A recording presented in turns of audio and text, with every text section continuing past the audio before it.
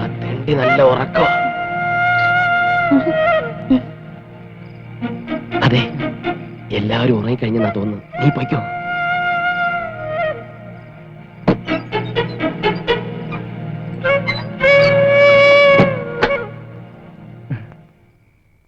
ആരെയും കണ്ട?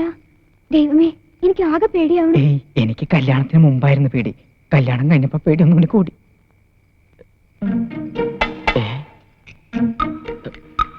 അവസാനം ഏറുകൊണ്ട പട്ടിയെ പോലെ.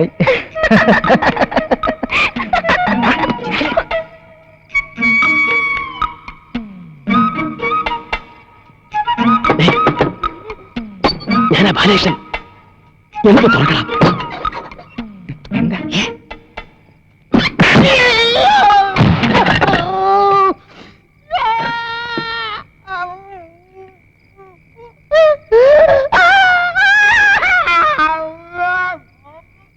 എന്ത് പറ്റിയടാ? മോങ്ങാതെ പറ. എങ്ങനെ പോയി? എന്ത് തോറ്റു? വന്നു തുറക്കാൻ. ലക്ഷ്മിയെ കാണാൻ പുറത്തിറങ്ങി വന്നാൽ എന്ത് ചെയ്യും?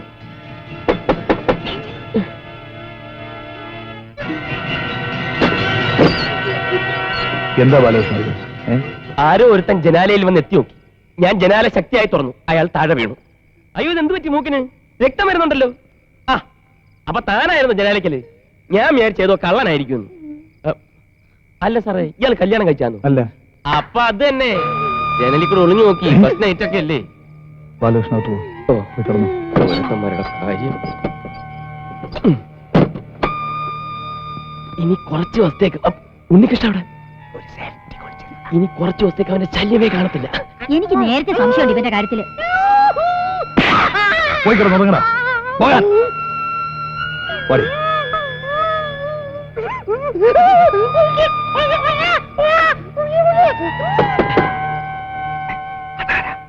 ആരായിരിക്കും? ആരാന്ന് ചോദിച്ചേ. ആരാ? ഞാൻ ലക്ഷ്മിയാ. രണ്ടുപേരും ഒരുമിച്ച് നീങ്ങുന്നു. നീ വാ. ലക്ഷ്മി എന്താ ഇവിടെ? ബാലേട്ടൻ എന്താ ഇവിടെ? ഞാൻ ഒരു കള്ളനെ പിടിക്കാൻ വേണ്ടി വന്നു. കള്ളനോ? ആ, കല്യാണം കഴിക്കാത്ത ഒരു കള്ളൻ. എന്തോന്ന്? ആ, അതിന്റെ ഏനക്കേട്. ഇതൊന്നും പറയാൻ നിനക്ക് മനസ്സിലാവത്തില്ല. നീ വന്നേ, നീ വന്നേ. നീ ഇതുവരെ പോയില്ലേ? ഞാൻ ജനല് തുറന്നിടണ അടയ്ക്കണ. പോടാ. സന്തോഷായില്ലേ?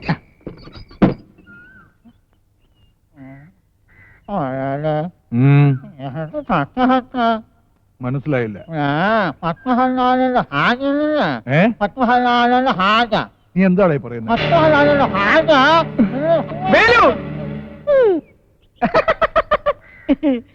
അപ്പൊ ഞാൻ ഊഹിച്ചത് ശരി തന്നെ. അച്ഛാ, ഞാൻ ഇന്നലെ തൊട്ട് ശ്രദ്ധിക്കാൻ തുടങ്ങിയതാ. എടാ, ഭാര്യ ഭാര്യ എന്ന് പറഞ്ഞുകൊണ്ട് ഭാര്യ കിട്ടില്ല, അതിന് കല്യാണം കഴിക്കണം. അച്ഛാ, ഇവന് ഉടനെ ഒരു കല്യാണം വേണമെന്നാ പറയണത്. അയ്യേ, വൃത്തികേട് പറയില്ലേ. ഭാര്യ വേണമെന്ന് കണ്ടു, പൊളിച്ചു നോക്കിയപ്പോ കണ്ടു. എല്ലാത്തിലും വൃത്തികേടുകൾ കാണിച്ചാലുണ്ടല്ലോ അടിച്ചതിന്റെ എല്ലിയാനൂരും. ഇത്രയും പ്രായമായിട്ടും കല്യാണം കഴിക്കാത്തതിന്റെ പ്രശ്നങ്ങൾ അച്ഛതൊക്കെ. കുറെ കാലമായില്ലേ അവൻ ഇവിടെ നിന്ന് തുടങ്ങിയിട്ട്. അല്ലെങ്കിൽ ഇന്നലത്തോടെ ഞാൻ അവനെ പറഞ്ഞയക്കുമായിരുന്നു. ഒന്നും പറയണ്ട. സമയാകുമ്പോ ഞാൻ തന്നെ അച്ഛനോട് പറഞ്ഞ് കെട്ടിച്ച് തരാട്ട.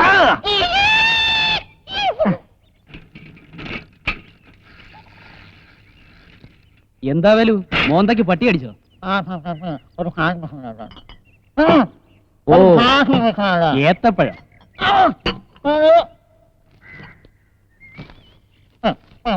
തനിക്കെഴുതി കൂടോ?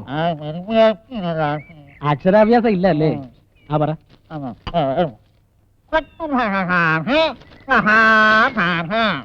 കൊച്ചുവേളിയിലെ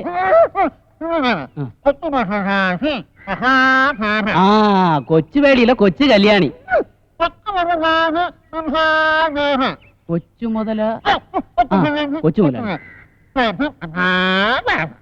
കൊച്ചുമുതലാളി മഹാ തെണ്ടിയോ? ഓ, മഹാഭാഗ്യം. മഹാവിഷ്ണു. തെണ്ടിയോ? തെണ്ടിയൊന്ന് വിളിക്കണ പട്ടി.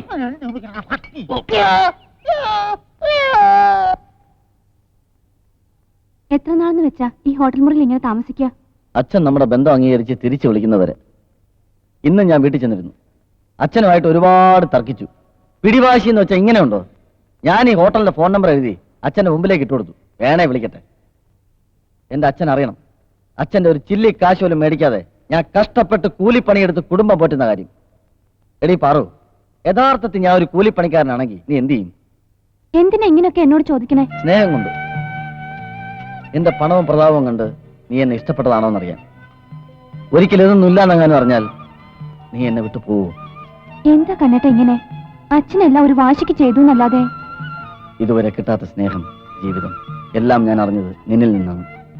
എനിക്ക് നിന്നെ മതി, നിന്നെ മാത്രം. പക്ഷെ ഇതൊന്നും നിന്റെ വീട്ടിലറിയരുത്. നമ്മൾ എന്തിനാ വെറുതെ അവരെയും കൂടെ വിഷമിപ്പിക്കുന്നത്? അവരുടെയൊക്കെ മുമ്പിൽ നമ്മൾ ഊട്ടിയിലും കുറ്റാലത്തൊക്കെ ആയിട്ട് ഹണിമൂൺ ആഘോഷിച്ച് നടക്കല്ലേ, അല്ലേ? ഹലോ അമ്മ, ഞാൻ കണ്ണനാ. നീ ഊട്ടിയിൽ എപ്പോ എത്തി? രാവിലെ എത്തിയുള്ളൂ. നിന്നെ കാണാൻ വേണ്ടി അച്ഛൻ അങ്ങോട്ട് വന്നിട്ടുണ്ട്. അയ്യോ, എപ്പോ? എന്ത് പറ്റി മോനെ? ഒന്നുമില്ല. അച്ഛൻ എപ്പോഴാ പുറപ്പെട്ടെ? ഒരു 10 മിനിറ്റ് ആയി കാണും. അവർക്ക് ഒരേ നിർബന്ധം, കുറ്റാലം കാണുന്നു. ഞങ്ങൾ അങ്ങോട്ട് പോവാ, ഉടനെ പോവാ. അയ്യോ മോനെ പോവല്ലേ, അച്ഛനെ കണ്ടിട്ട് പോയാ മതി. ശരിയെന്നേ, ഞാൻ അച്ഛനെ സ്വീകരിക്കാൻ പോട്ടെ. ഈശ്വരാ, എല്ലാം തൊലഞ്ഞ്.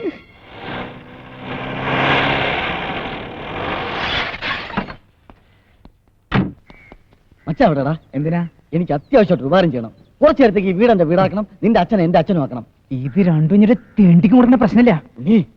ഇനി ആരെന്ത് തലകുണ കേസ് പറഞ്ഞാലും എന്റെ അച്ഛനെ തൊട്ട് കളിക്കാൻ സമ്മതിക്കില്ല. ആ, എന്റെ അച്ഛനെ വാടകയ്ക്ക് ചോദിച്ചു വന്നിരിക്കാ.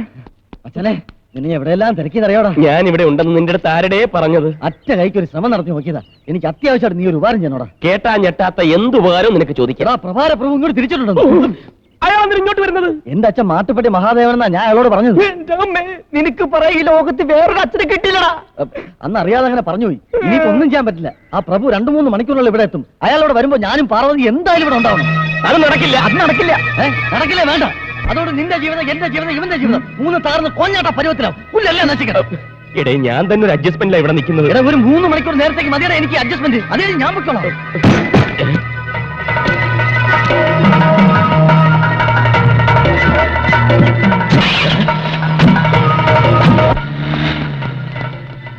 ആരാടാ കാറി പോയത്? നിന്റെ അച്ഛൻ. എന്റെ അച്ഛനോ? എടാ, സാക്ഷാൽ മാട്ടുപ്പെട്ടി മഹാദേവനാണ് പോയത്. അയ്യോ, ആ മോന്ത ശരിക്കൊന്നും കണ്ടില്ലേ? അപ്പൊ ഡിക്കിലോ? രോഗി, സംശയ രോഗി.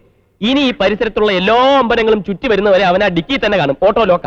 അപ്പൊ എന്റെ കാര്യം സമയം പോണ്ട. ഇനി ഈ വീട്ടിൽ നിന്നിട്ട് ഒരു കാര്യം നടക്കില്ല. വെറുതെ ടെൻഷൻ എടുക്കാൻ എന്നെ കിട്ടില്ലേട്ടാ. അങ്ങനെ അറുത്ത് മുറിച്ച് പറയാതടാ. നീ ചെല്ലേ, എത്രയും പെട്ടെന്ന് പാർവതിയും കൂട്ടി ഇങ്ങോട്ട് വാ. പിന്നെ ഒരു കാര്യം, 3 മണിക്കൂർ കൂടുതൽ ഇവിടെ നിൽക്കരുത്. നീ എന്താ ചെയ്യാൻ പോണേ? ഒരു ജീവൻ മരണ പോരാട്ടം. അപ്പൊ ലക്ഷ്മി? ലക്ഷ്മിയുടെ അച്ഛൻ മരിച്ചു. എപ്പോ? ഇപ്പോ. ലക്ഷ്മിയുടെ അച്ഛൻ. അയ്യോ, അച്ഛൻ എന്ത് പറ്റി? നീ ടെൻഷൻ ആവാതെ, ഞാൻ പറയുന്നു. ഒന്നും പറയണ്ട, എനിക്ക് എന്റെ അച്ഛനെ ഇപ്പൊ കാണണം. ലക്ഷ്മി.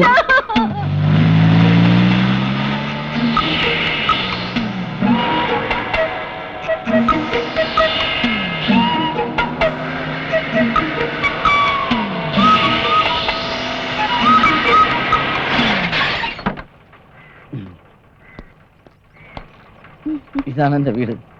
അച്ഛന്റെ മനസ്സുമാറി നമ്മളെ ഇങ്ങോട്ട് തിരിച്ചു വിളിച്ചത് നിന്റെ ഭാഗ്യമാണ്. പിന്നെ അച്ഛനെ പറ്റി ഞാൻ എല്ലാം പറഞ്ഞിട്ടുണ്ടല്ലോ.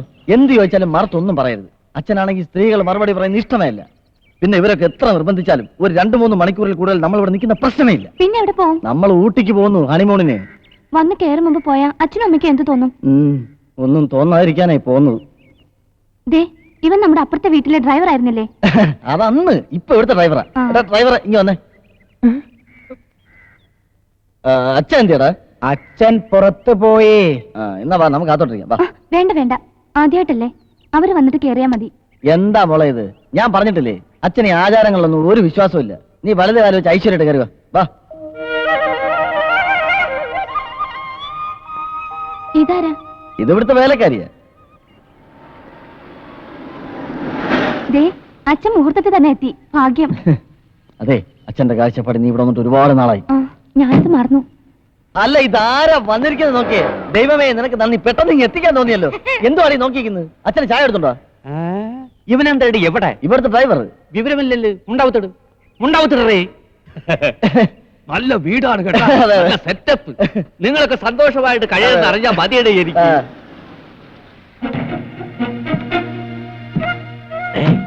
ഇതാണടെ മഹാദേവൻ. ആണെന്ന് തോന്നുന്നു. അച്ഛൻ തന്നെ വന്നിരിക്കുന്നു. ആ മോനെ, ആരൊക്കെയാ അവര്? അച്ഛാ അതെന്റെ കൂട്ടുകാരനാ. ആ, ഞങ്ങൾ ഒരുമിച്ചായിരുന്നു കോളേജിലെ. ഉം. ഇപ്പൊ കുറച്ചു നാളായിട്ട് ഗൾഫിലായിരുന്നു. ആ. എന്നെ കാണാൻ വേണ്ടി വന്നതാ. ആ. അത് അവന്റെ ഭാര്യ, അപ്പുറത്ത് ഭാര്യയുടെ അച്ഛൻ. ആ, പിന്നെ ഡിക്കിയിൽ വല്ലാത്തൊരു ശബ്ദം. സ്റ്റെപ്പ് നീറ്റ് ലോക്ക് ആയിട്ടില്ലെന്ന് തോന്നുന്നു. ആ. നീ ഒന്ന് നോക്കി. കൊണ്ടാരം ചത്ത.